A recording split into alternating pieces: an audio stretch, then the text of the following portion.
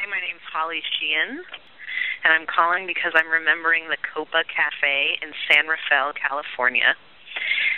The Copa was owned by a man named Mike Dudum, and most of the people that spent time there were all sober.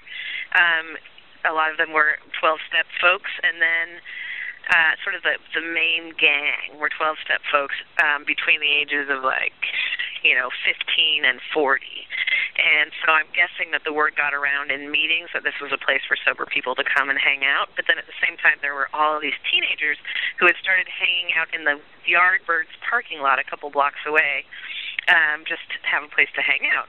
And then they started to filter, to flood into the Copa, and then it was like a daily, nightly, 24-hour day. Well, they weren't open 24 hours a day, but they were from the time they opened till they closed at night.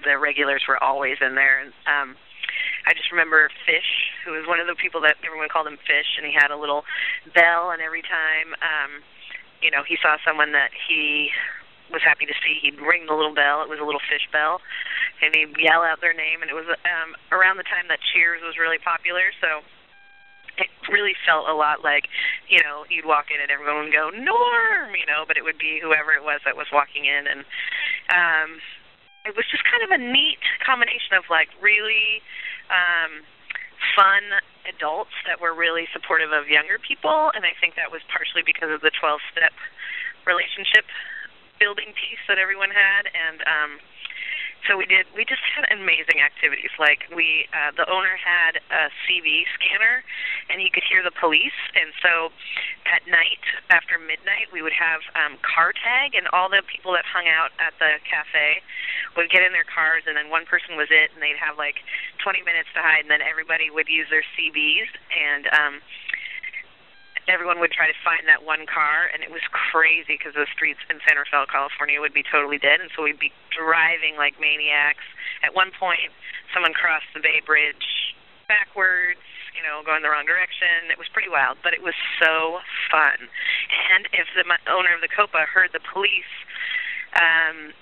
that they were after us or whatever, they realized that we were racing around the street somewhere, he would hear it over the scanner, and then he would let us know. So we would immediately, pull over. Or anyway, it was just fun, and we did it at night when there was no one else on the road, and no one ever got hurt. And it was just a fun thing to do when you're a teenager. So I just love that place, and I love all the people I met, and I've had just a ton of good memories of that place. And recently it closed down a couple of years, I would probably guess a decade ago it closed down. And people sort of scattered to different cafes along the same street, but it was never quite the same as Copa. And then recently, I think in the last 4 years, one of the young people that was hanging out there regularly is now, an adult person, and they bought the former Copa and have remodeled it, and it's now a bar. And a lot of the same people that live in that area that we used to hang out at the Copa now hang out at the new place, which I wish I could remember the name of the new place. But it brought back some of the people and allowed people to reconnect again as adults and new people coming in. So that was kind of cool. Anyway, so the Copa Cafe in San Rafael, California.